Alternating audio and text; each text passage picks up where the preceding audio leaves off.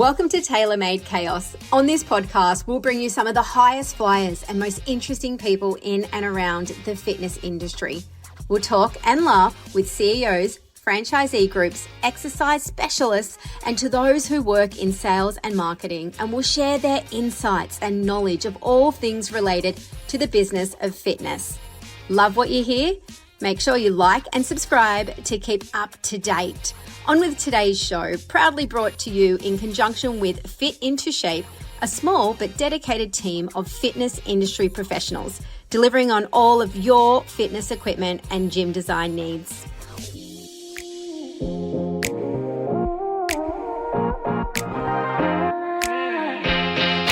3, 2, 1. All right, today we are meeting with an old friend of mine, dating back to when I was younger, smarter, better looking, and probably just as humble as I am now.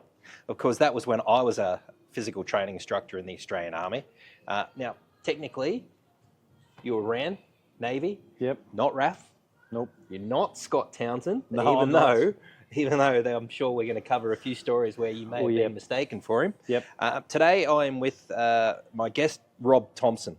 Now, Rob, you still look the same as what you did back then. Tell me, what's your secret or secrets? Mate, I don't know if I look the same. I would say your intro about, I'm definitely more humble. I reckon I'm probably smarter than I was. I'm definitely not as good looking. I had those luscious, long blonde locks as Scotty Townsend did when we were on course together, Scotty, and we regularly got confused by the instructors where they'd be looking at me and screaming, Townsend, Townsend, and I'd be just like, what are you talking about? And vice versa. So, well, Scotty, if you're alive and you're out there, your twin brother's here with me. I'm here. Good to hear. I'm here. Yep. All right, so mate, where do we begin? Let's start with you. Just tell me a little bit about yourself for the listeners, listeners. Geez, let me think. Born and bred in Melbourne. Father was in the Navy, so I was born in Hastings, where all PTs know where Hastings is. Very good memories. Funny when you tell people, any naval or PTs, I was born in Hastings, I think you're pulling their leg. And then we moved, all around the country like most defence kids did. 2 younger brothers. We settled here in Canberra. Dad was a 20-year Navy vet. Served in Vietnam, avoided conscription because he decided to join instead of getting his number come up, which it did, and went Navy. Sadly, Dad had a lot of battles with alcoholism and gambling and depression. I think there was some demons left over from his time in the service that back then it wasn't that manly thing to do, to talk about your problems. They'd go, we'll just go and have a beer, and if you didn't feel better, you'd have another beer, and that was the sort of thing you do, and the wives were meant to stay at home and just look after the kids. He sadly lost his battle with all that sort of stuff through alcoholism. So we stayed here in Canberra. Mum brought us up. And how old were you when kind of your dad left the family? I was probably 14 or 15, and then 2 younger brothers, so I then became that sort of strict, help mum, ran the house, went through, did my year 10, and then sort of went, well, I've got to help mum out a bit, so I went and got a job and was just doing basic labouring and sort of adding my bit to the family income. I don't know, that was just something I think my grandparents had a really big influence on me on a personal level. So you were still at school at that time, or you? Yeah, still at school when Mum and Dad separated. Yeah. And then just sort of went through life, I think got to the age about, was still playing footy, loved my AFL, had a lot of injuries as a kid, broke a couple of legs playing footy and stuff, but just kept coming back. Absolutely. And you were playing in the Canberra Footy League at that stage, yeah? Yeah. I played juniors for the Tuggeranong Lions back then, and then parents separated. We relocated the other side of town. I played a little bit at Ainsley Footy Club before. I just had this moment where, you hang around with blokes that you think are your mates. And I saw this girl, believe it or not, it was a girl. And I got told that she liked me all through high school. And I never even gave it a second thought. I was actually a really not a very confident sort of person growing up. And people that know me today and have met me later in life go, bullshit, you're the most competent. I go, no, it's all a front. But there's methods, and as you know, being a PT, that you're taught and you're educated how to do that. And I went and asked her out one day, and she said, I really want to, but my brother and my family won't. And they came from like a European background. And she said, my brother and that like you, but they don't like your friends. And I went, and that was that light bulb moment that I went, hang on, I'm hanging around with a bunch of idiots. And I could really see where they were going to end up in life. And many, sadly, have lost their lives or done time in jail, and or just become, they're probably still sitting in that same little pub that we used to go to as 17-year-olds, So I said, I'm going to join the military. And someone said, when are you going to join? I said, well, Dad was Navy. My grandfather was Navy in the Royal Navy. I might as well join the Navy. So joined the Navy. Initially didn't know what I wanted to do. I just knew that I either wanted to be a clearance diver or a physical trailer because I was big into my sport. And some of Dad's friends had that influence of what was a good job, what wasn't a good job. Got into recruit school, and I had my divisional chief was an old PT called Gus Garston. Oh, old Gussie. Name from the past. And I'll tell you what, he was a hard man, but a fair man. And he quickly said to me, what do you want to do? And then I said, I want to do dive roll. He then said, righto, whenever your class gets punishment, you double the number. So if they get 20 push-ups, you do 40. If they do 40, you do 80. And there'd be times where we're in this 2-story block, and I remember coming down the stairs, and he'd go, Thompson, get in here. Chief, you know how to do an L-sit from a door frame? And I'll be like, nah. He'd make me hang off the door frame L-sit and see how long. It was just this competition.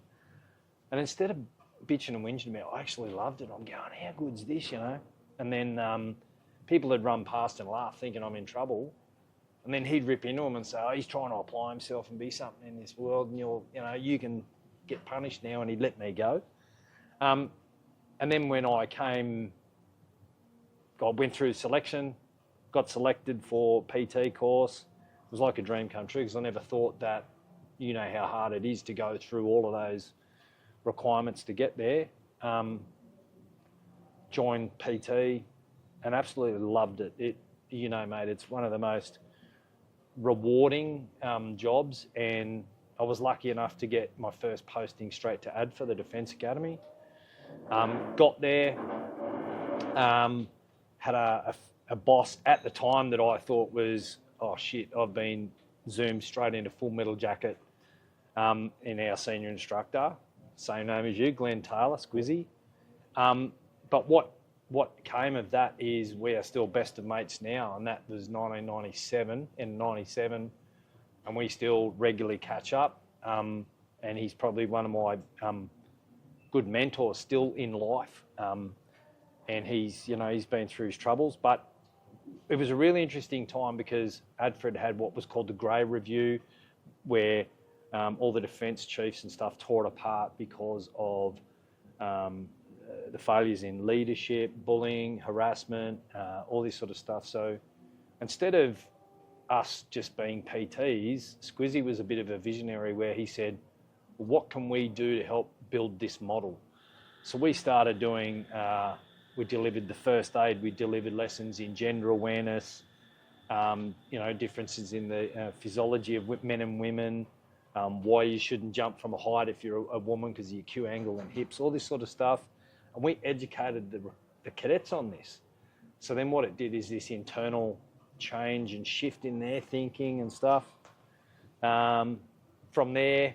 So just to put a bit of context around that, because obviously we're talking as two ex-military guys, and I know all the acronyms and kind of understand everything. But what time frame are we talking here? This is mid 90s, right?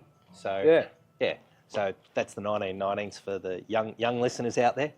So 97, pre 2000. pre 2000, and that was like, I mean, you look now, and people go, "Oh, what's so unusual about that?" But it was a really It was quite a transitional period in the Defence Force. Yeah, and ADFA, for those who are listening, the Australian Defence Force Academy based in Canberra. It was a tri-service facility. Yep. So by tri-service, you had Army, Navy, Air Force, and it was a university based through University in New South Wales.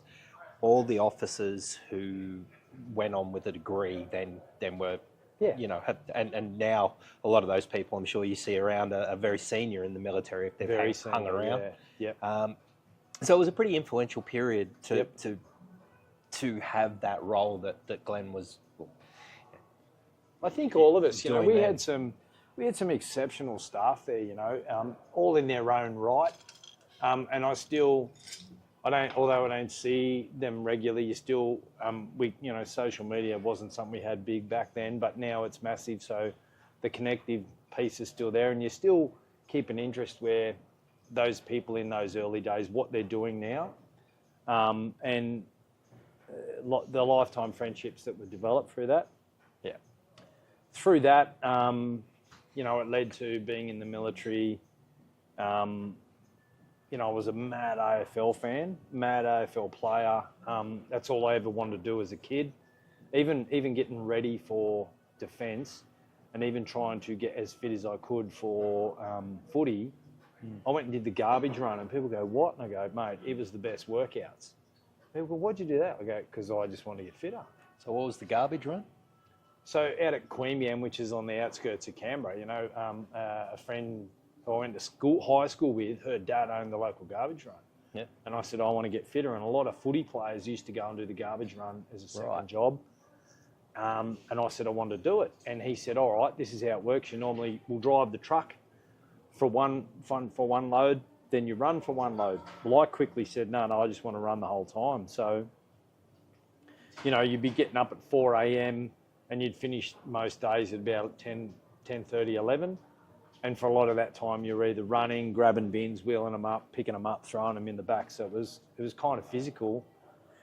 But I guess I was a real skinny, weedy sort of kid, not big frame. That really set me up and gave me a lot of the strength that I needed to, probably be successful in defence. But then it led to when I joined defence, this old bloody instructor said to me, "Do you play rugby, son?" I went, "No." He goes, "Well, you do now." And I'm like, "Oh, okay." So you grew up playing AFL. Yep. And that was kind of your passion. Yep. I think you're a Geelong supporter. Yep, Mad Cats man. Yeah. Yep. Well, as a Lions fan, I won't hold that against you. This weekend. Saturday night,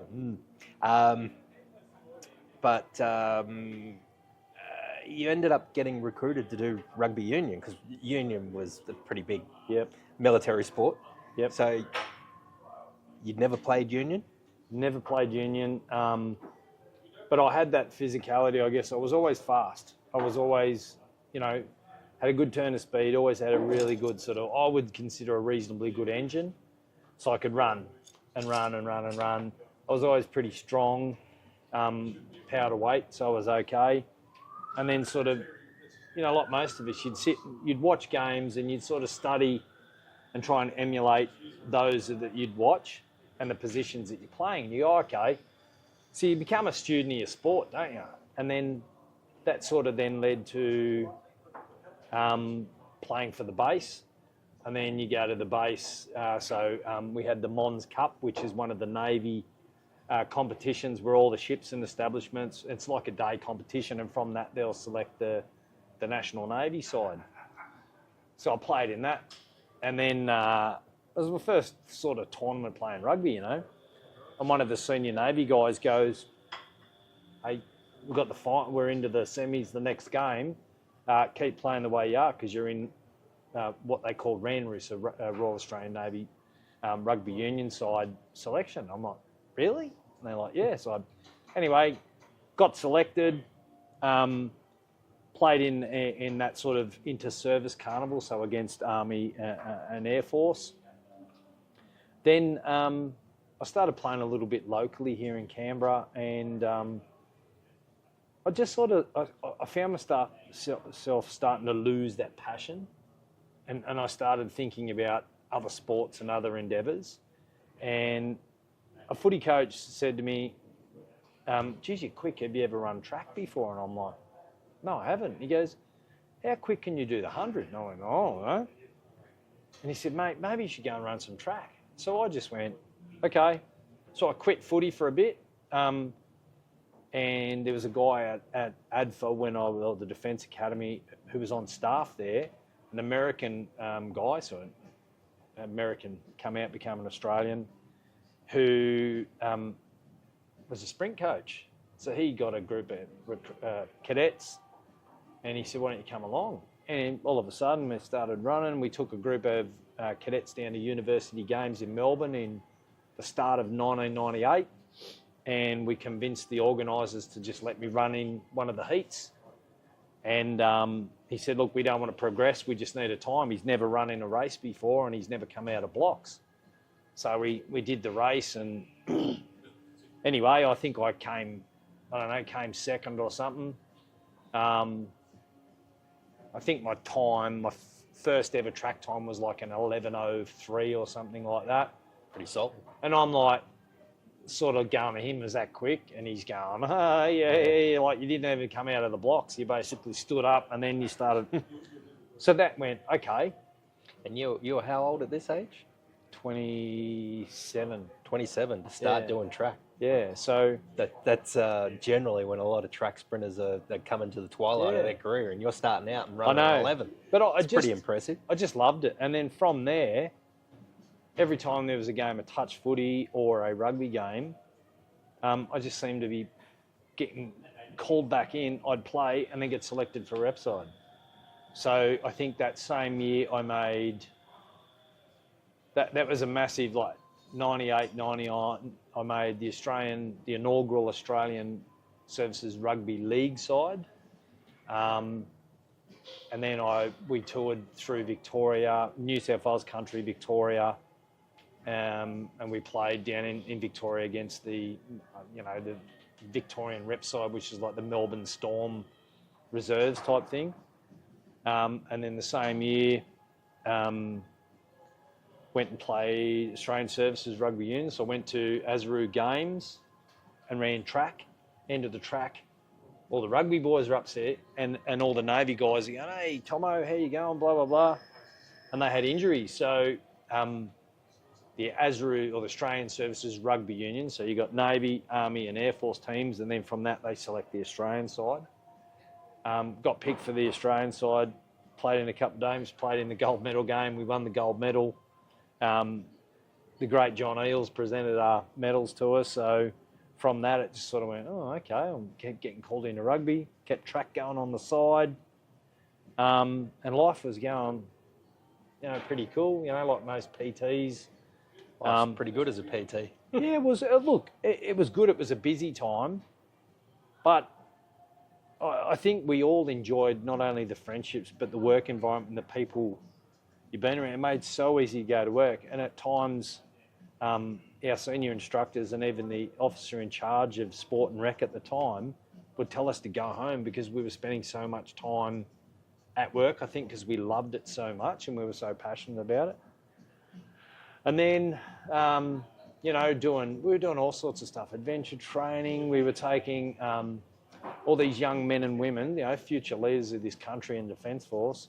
We're taking them and putting them through their paces in all sorts of leadership based activities that would go for 2 or 3 days. We were taking them caving, abseiling, canoeing, hiking, canyoning through the Blue Mountain. We were doing all sorts. It was just the best time.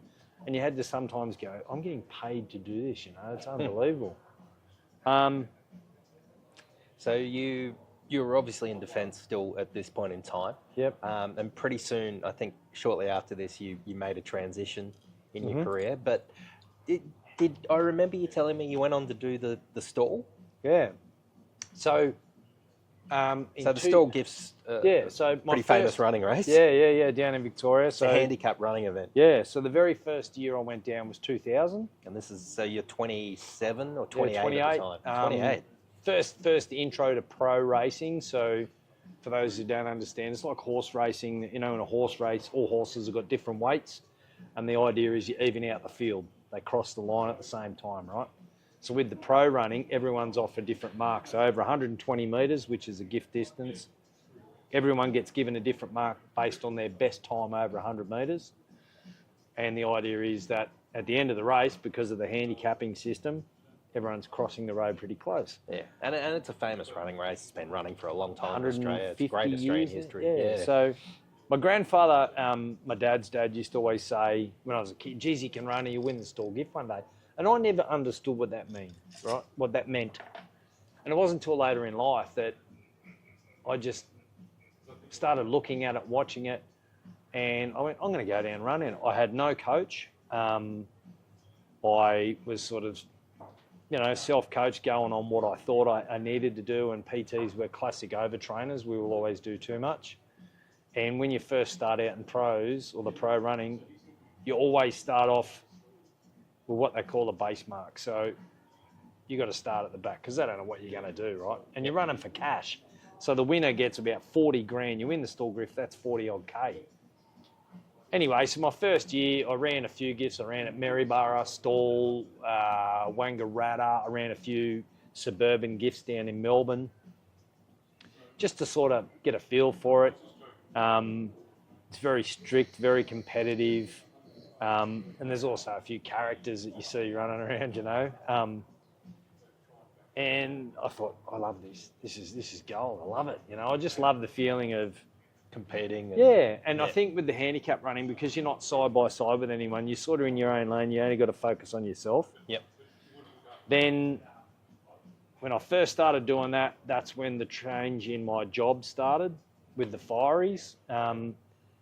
Heap of my mates, had a couple of mates from Defence, a couple other friends that were trying to join, said, let's go and join the Fireys in Canberra. They're recruiting. They haven't recruited in 5 years. And I'm like, yeah, okay.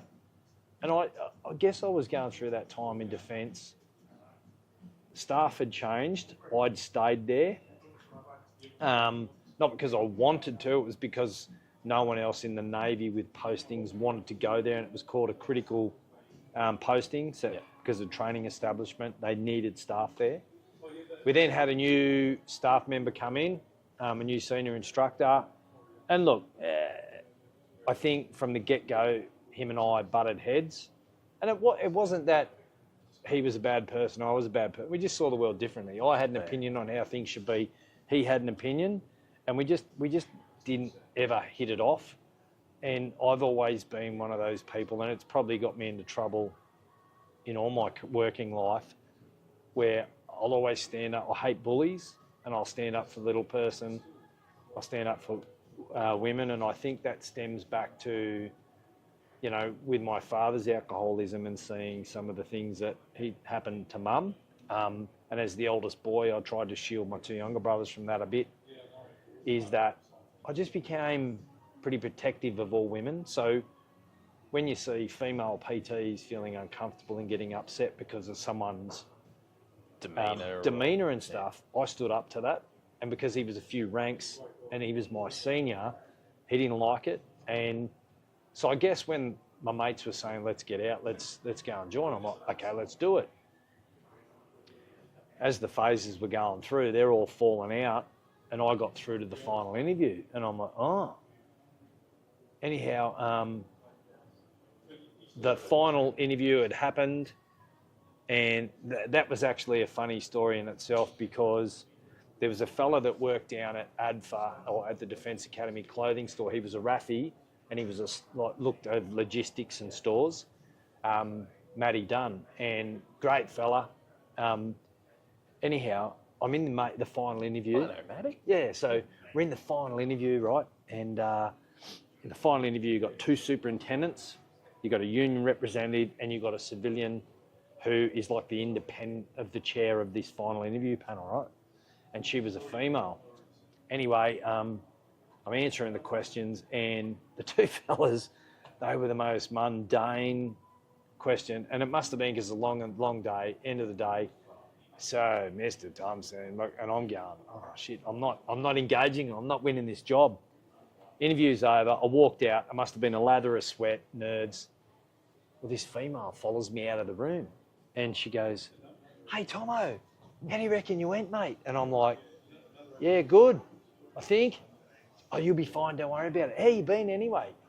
And it was that moment of, oh shit, have I met this woman before on a night out. Did I tread on a landmine? Did I tread on a landmine? Exactly. And I just blank stared, and she went, "You don't remember me, do you?" And that was that. I must have gone bright red, and I went, "No, I don't. I'm sorry." And she said, "I'm Maddie Dunn's sister, Lyndall." And I'm like, oh my God, my heart just, stopped skipping beats. And she said, "Look, mate, don't worry, you'll be fine." And little did I know that she was actually in a relationship at the time with our current, or that chief officer of the time of Fire and Rescue. Great bloke. And then it got to the point, decision time. Promotion came in the Navy. I was offered any posting I wanted to stay. And I went, "Oh, I'll go. I have to try something different."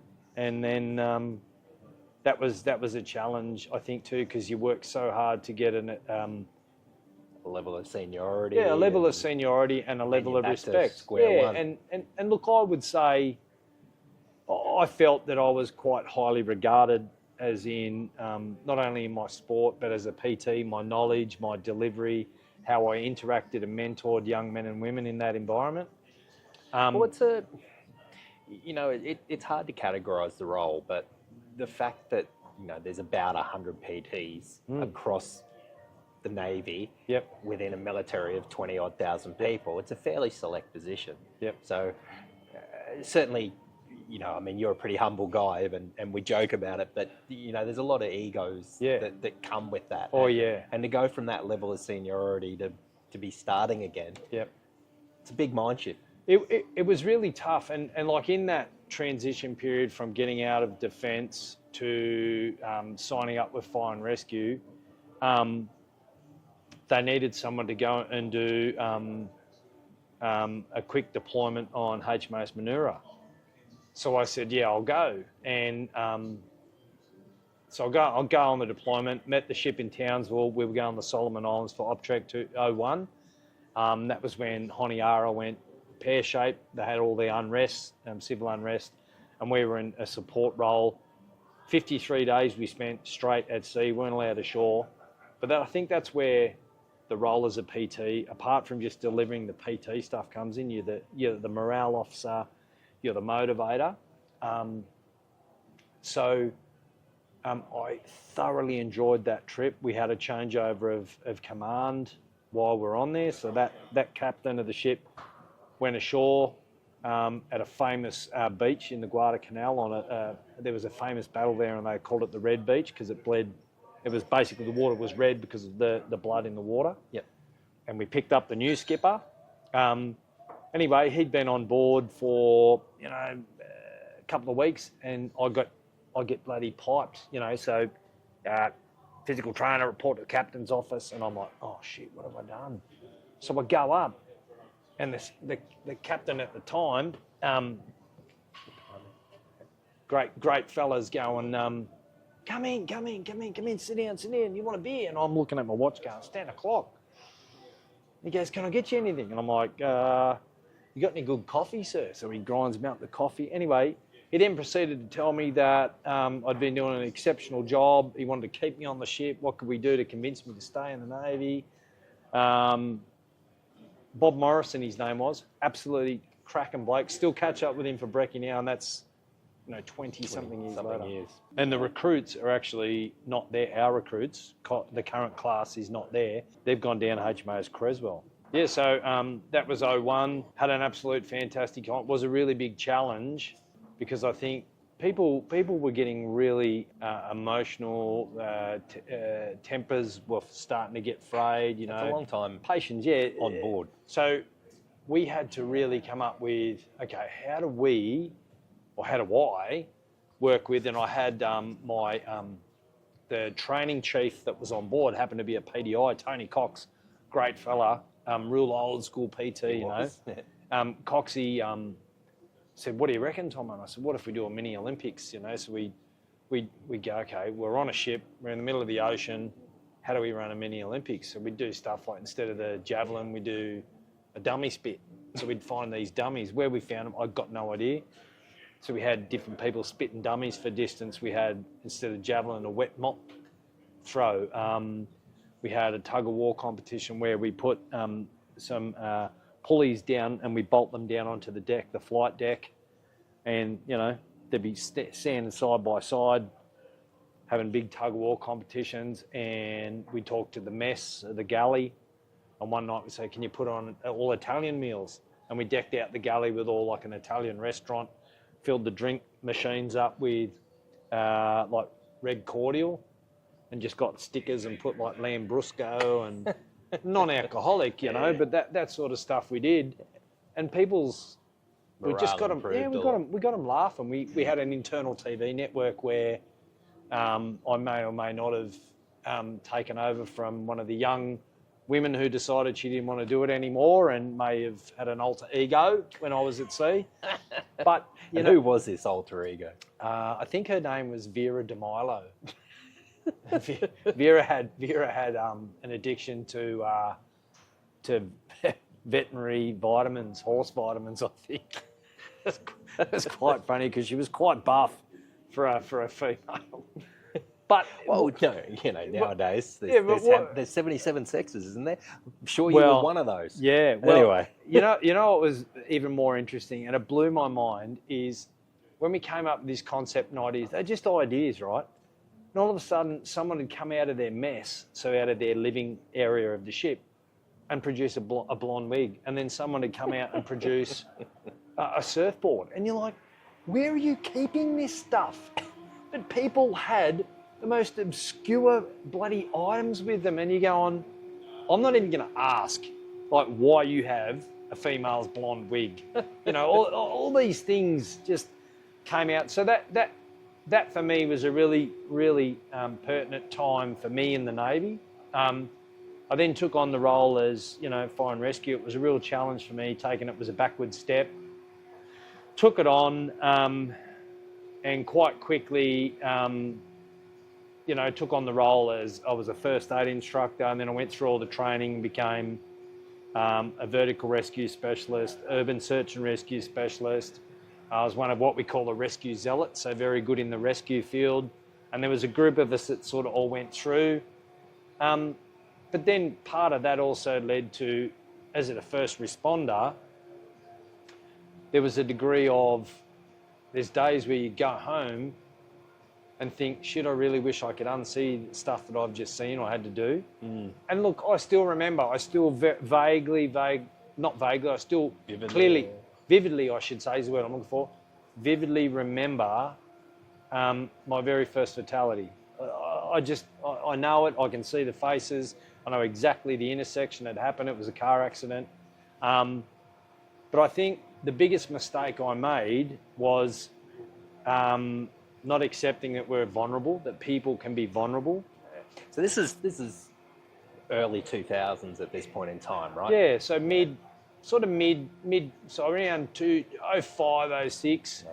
So a lot of the mental health movement that's sort of very openly talked about today, at that point in time, we were very early in the mental health awareness and the like. And I think we'll probably talk a little bit more about kind of your journey on mental health, but at that point in time, you were kind of the tough guy, right? Yeah. You didn't let those things impact you, but of course they did. And I mean, how did they impact you and your life in your thoughts? Yeah, so back then I remember going away with my daughter's mum, who I met through track and field.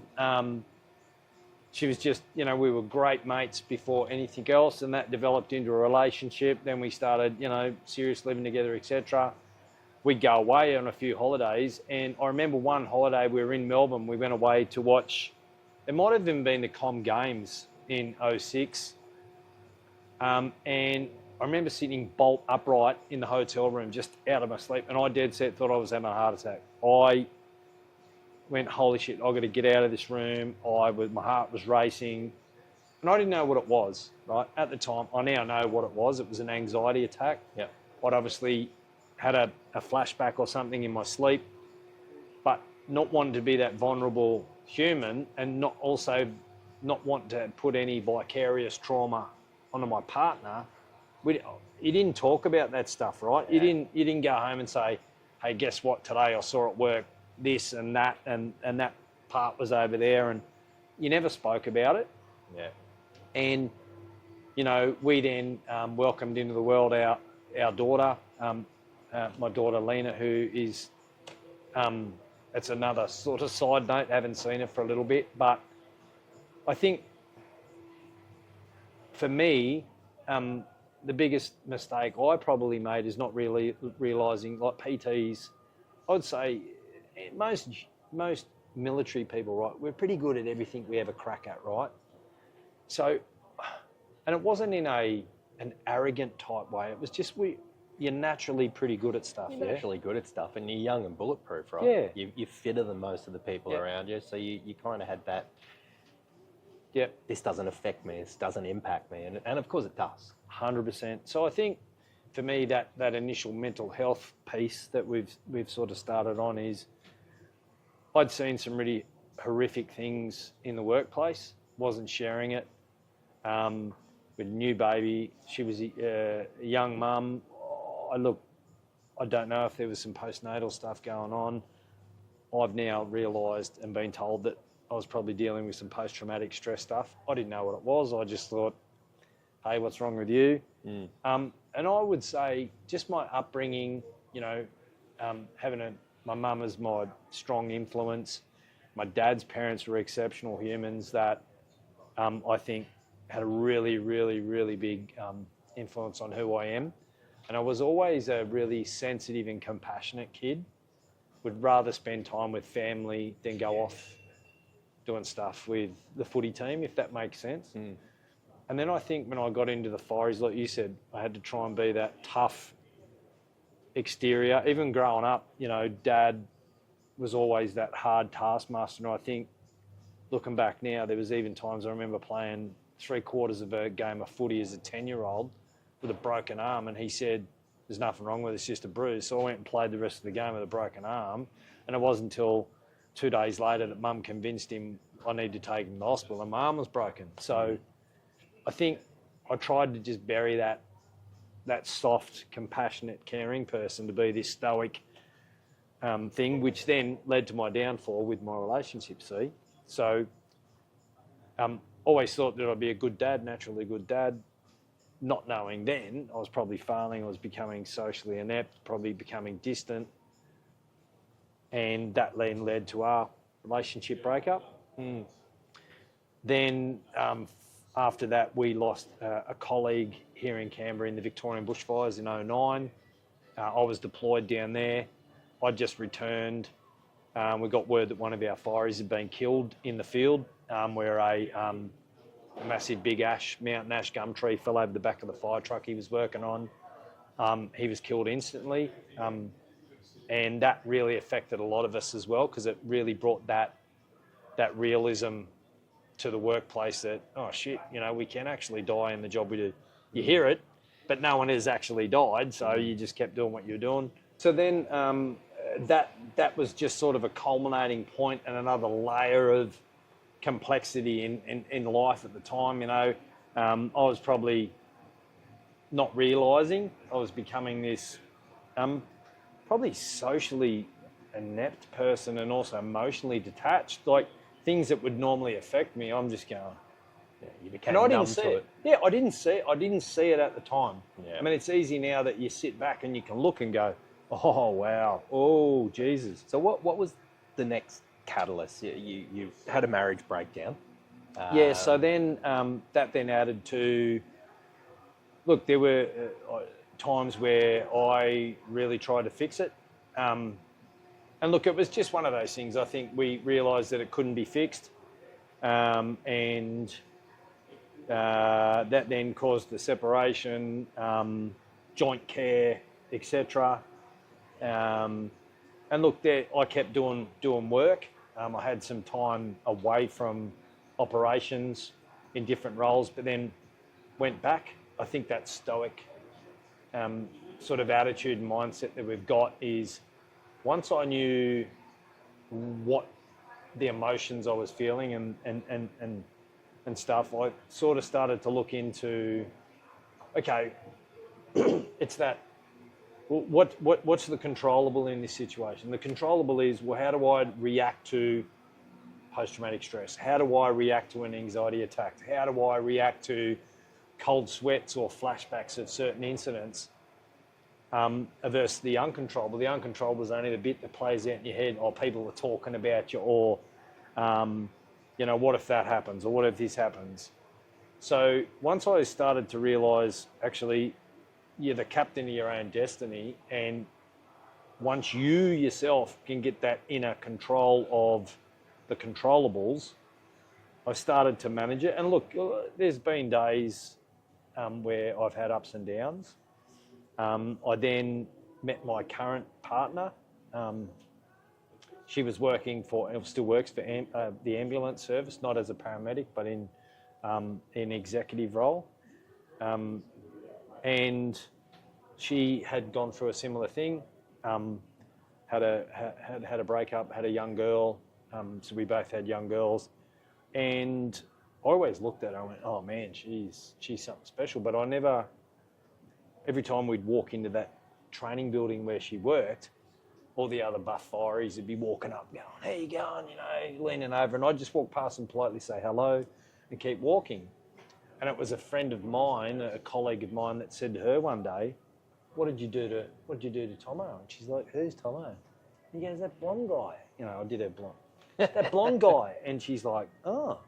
And he goes, I don't know what you did to him, but he couldn't stop staring at you. And she's like, oh.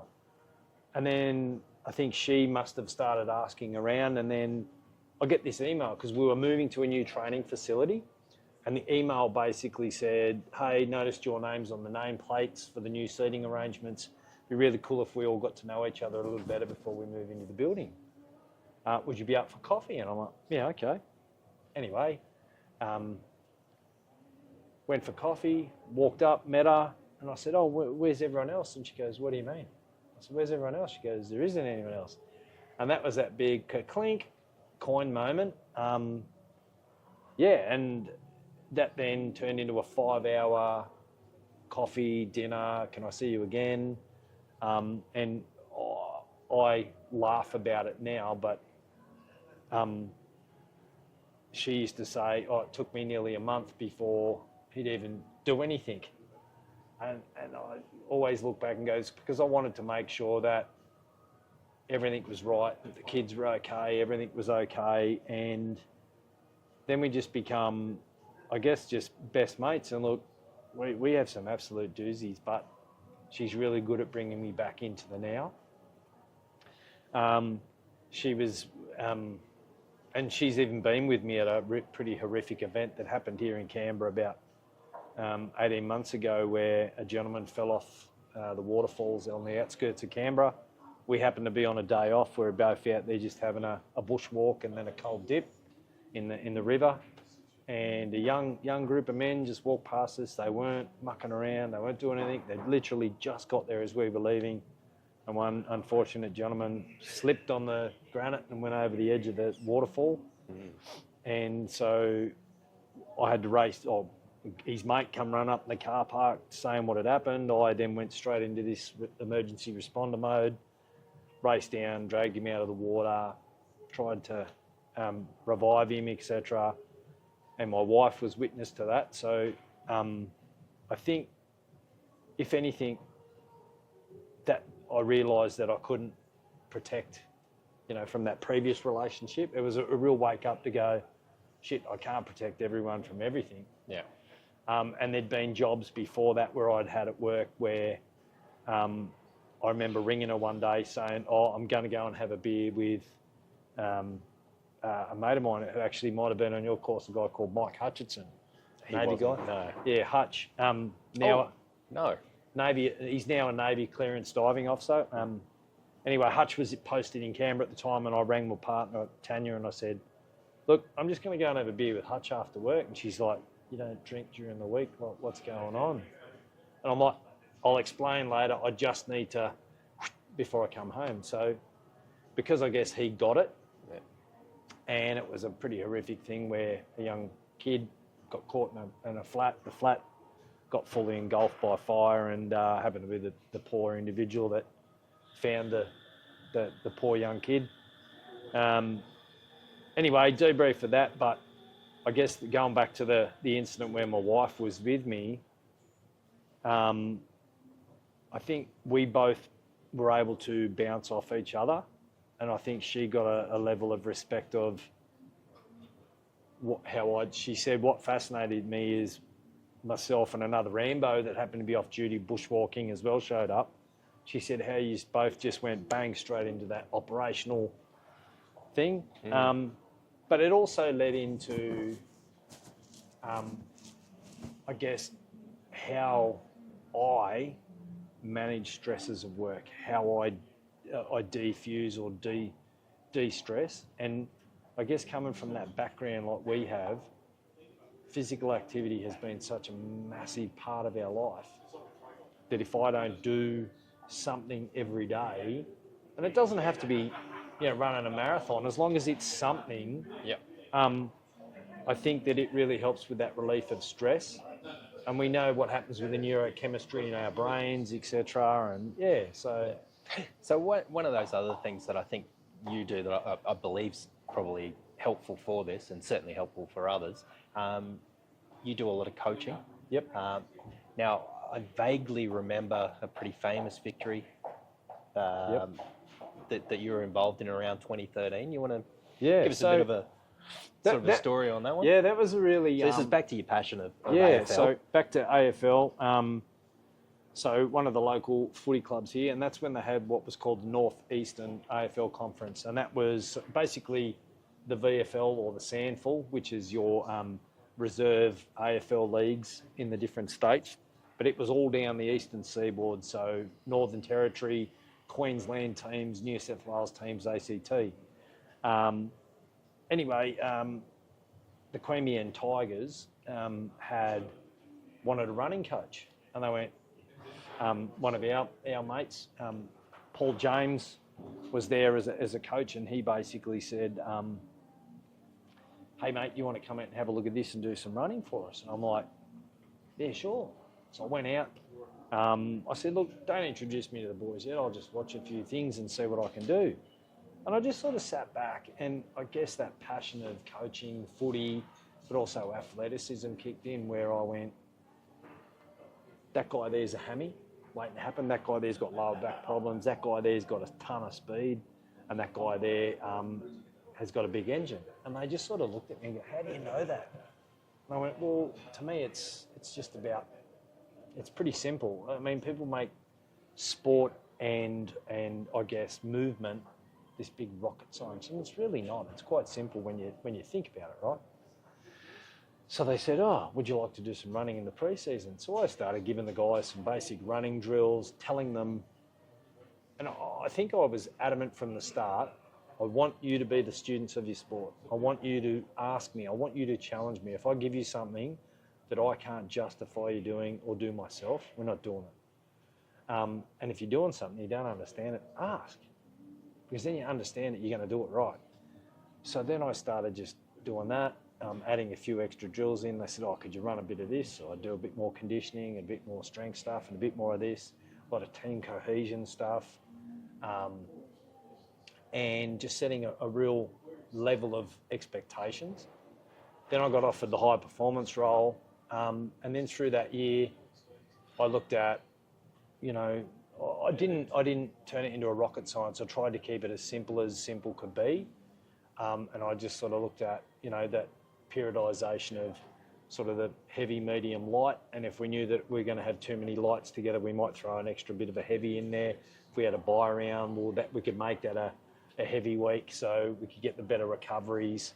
I introduced a lot of what we see now, most teams doing a lot of band work and that dynamic style warm-ups and very structured warm-ups. They were the same warm-ups and same drills at every training session, every game day. Everything was the same. So it was routine. Everyone just knew, and it's that muscle memory. And what do they say? It takes about 10,000 repetitions or something for your body to actually learn it. So even simple things like when you look at from an injury reduction perspective, that ground balls, people go, why do you give me ground balls? I'm not warmed up yet. And I go, but it's dynamic loading your hammy, see? anyhow, we went into that season, got through to the finals, and it was like being part of a professional organisation. We were travelling. I remember we played in Sydney at the Sydney Football Stadium before the Sydney Swans against their reserve side. We played up on the Gold Coast where we stayed at the casino. We played in Darwin against the NT Thunder. Anyway, we made it to the big dance. We made it to the grand final and come up against the Sydney Swans, and it was the only team we hadn't actually defeated all year round. Highly star-studded team, the Swans. They had a lot of AFL listers that were playing. Around 2013, they were 2012 they were going into their peak. 100%. I think they had a 3 or 4 year run where they were there or thereabouts for. And we had a young side. We had a couple of experience, but we had a lot of great players, but not a lot of champions like the Swans side. But what we had, and it's funny because even now, local clubs still talk about the culture that we had there and what we were doing with the team. Anyway, at half-time, I think we were 30-odd points down.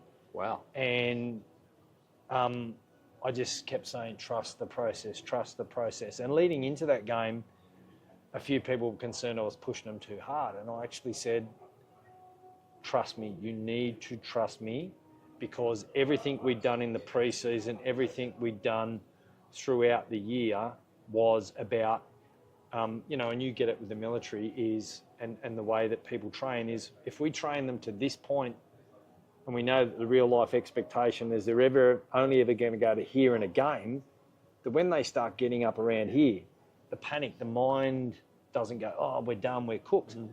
And there was a famous bit of a melee that broke out where one of our youngest players stood up to one of the AFL listed players, and it was on. It was like this all-in melee, bakes getting thrown. And I think the Swans then realised, these bloody They're not intimidated. this country club is not going to lie down. Anyway, we got the job done. We won. The next year we made finals. We bowed out pretty early. We went into the Foxtel Cup, which was a bit of a thing. And then that led into some exposure to the Giants Academy. I was at Queanbeyan for a few years, went to the Giants Academy. A couple of individuals that were at the Giants Academy at the time were Jack Steele, now the St Kilda coach. And the reason I think Jack is, and I only know him from back then, is such a successful player now, and he's the captain of one of the oldest footy clubs, is because he's an exceptional human. And that comes from his upbringing and just his attitude as well. But having that, and I look at it, that one little drop of mentorship or something I may have said that's developed him was great. And then I went to Eastlake Footy Club, another club here, got that call up late because their high performance guy had got really terminally ill. God willing, he's all good now, but they said, can you come in? We need someone. That was about round 4 of the 2015-2016 season. I said, okay, let's be judged on performances, not wins, but on our KPIs and our work rates and stuff, which GPS data showed we were up there. Had guys like Harry Himmelberg, who's now with the now playing with the GWS Giants. He was part of that side. Then went, just did a little bit of consulting stuff. Then got the call up to go back to Eastlake for 4 years. Had 4 good years there. Got them to a prelim. In the 3rd year I was there, got them to a grand final. The 4th year I was there. They lost. The following year, Queanbeyan asked me to come back. And we got the job done 10 years after the date, got another flag. And then that shifted into, that year I also did the mental health and wellbeing piece. So they said, we need to be serious about that. So all I did was, I think I took it upon myself just to talk to all the coaches, volunteers, but all the playing groups about, mental health and wellbeing. People always say that it's this doom and gloom thing. You only come to that mental health and wellbeing officer when something bad's happened. And I said, no, we need to celebrate the good times too. So Yeah, it's. I mean, it's such a different pace now, and you know, as we've sort of talked through your journey from that stoicism, and you know that, you know, it's not manly to talk about your feelings. It's almost like you've come full circle and evolved into that mentorship role. Yeah. I guess, sadly, obviously, you've seen and been through a lot to get to that point, but I think that's quite impactful that you're able to have that role now and share your experience and that development. It hasn't, and look, and I'll admit, it hasn't been something that I didn't wake up one day and say, right, I'm going to be the champion of mental health. I think it was just like you mentioned earlier on in our chat.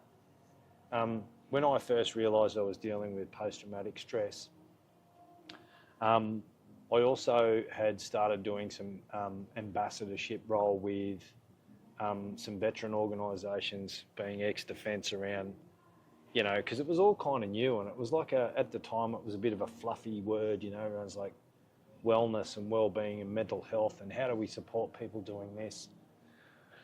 So I actually did a ride with a group called Soldier On back in, it would have been about maybe 2014, 2015, where I'd fallen into cycling and, started just riding with the group.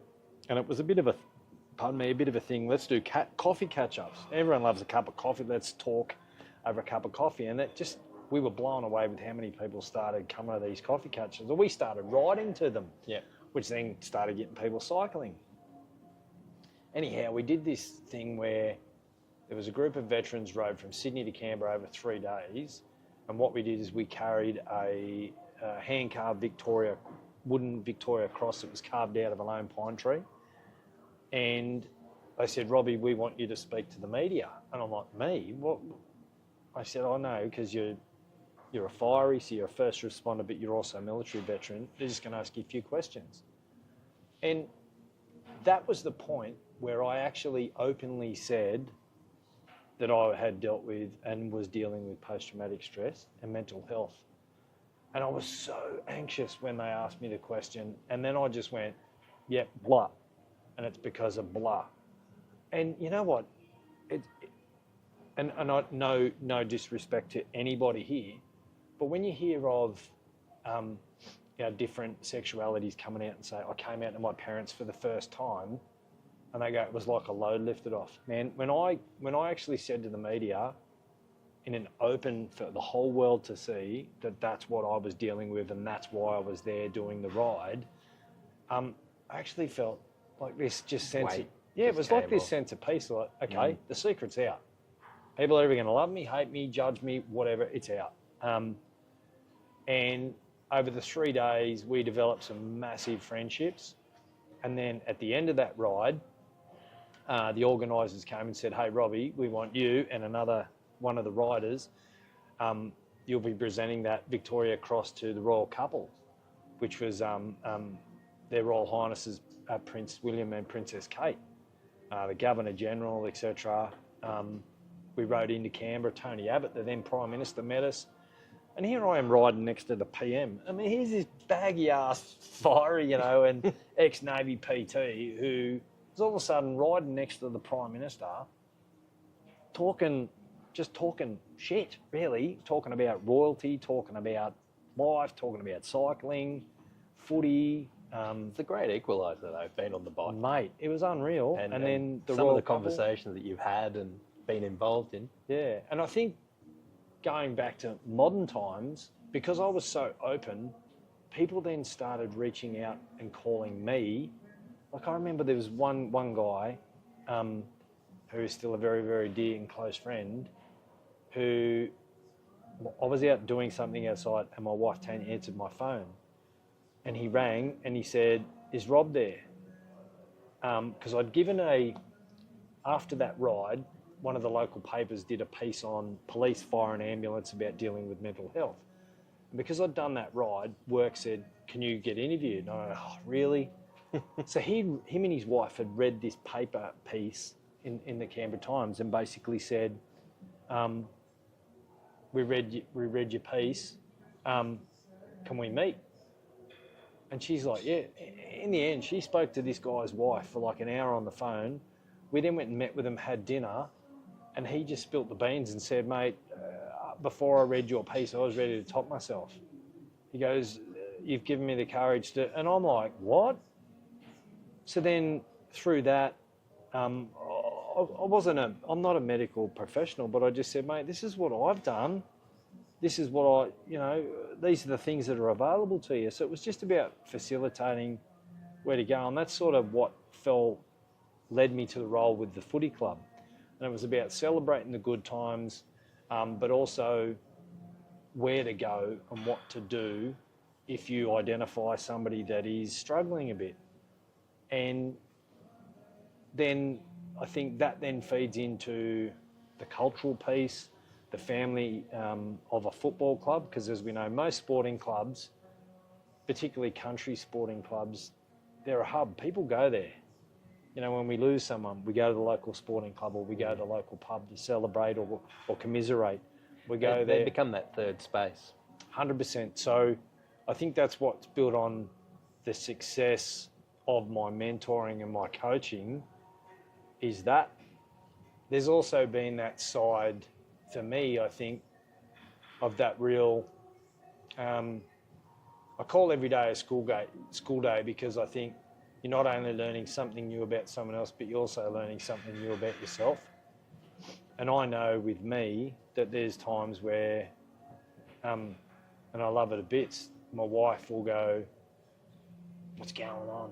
And I'll go, what do you mean? And she'll go, you know, she calls it the shiny thing syndrome, where, and we see it in sporting today, you know, where some of our sporting icons will do drugs or they'll womanize or they'll go off the rails. And I think it's because of that, you know, that neurochemistry that happens in the brain. They need to feel stimulated, so they go and do drugs. They feel good about themselves.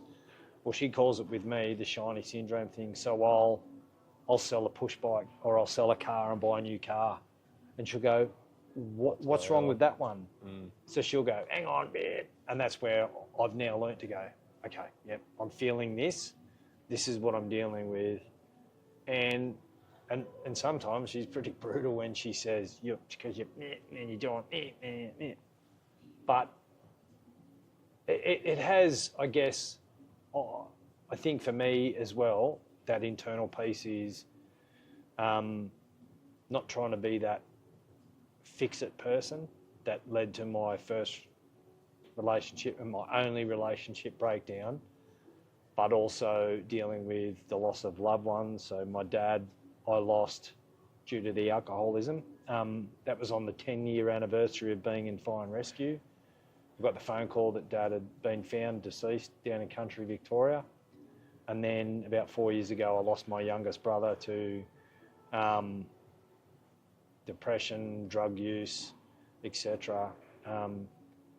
And trying to be that pillar. I think you don't stop to mourn. You just get on with life and you try and make sure that everyone else is all right. I think for me, having gone through everything I've gone through, I now realise that, you know what, it's actually okay to be vulnerable. It's okay to put your hand up and go, I need time out. But I think the crux of it, of everything we've spoken about today, is I reckon, and I believe that some of the stuff that we were taught, the people that influenced in our military careers, gave us that inner something, you know, that inner strength or something to be able to be the humans we are today. I don't know. There's some of the jobs that I've been to as a firey where I go, like, there's no way in the world I would have been able to do that 25, 30 years ago. Yeah, well, Rob, I feel like we could sit and talk all day. Oh, mate, we could. Unfortunately, we probably both got to get on with our lives. Yes. But, mate, it's just been eye-opening. Yep. You know, I think it's really, in some ways it's brave, in other ways it's just raw and honest. Yeah. And, you know, I think hopefully everyone's able to take away some good information from your story, a bit of inspiration. Yep. You know, we go through hard times, but it's how you go through those times and how you come out the other end. Yeah. And Mate, firstly, I just want to say thank you for Thanks, all my that man. you do. No worries. And keep on fighting the good fight. No worries. And cats and lions, mate, on Saturday night. Who gets the job done? Who gets the chocolates? Well, unfortunately, by the time this goes to air, somebody is going to know. But, mate, all I can say is thank you very much for, thank you. for coming along. Like- We're going to wrap it up here. It's been another great episode of TaylorMade Chaos. And from our little listener base, thanks for coming along and being a part of the show. My pleasure, my man. My pleasure.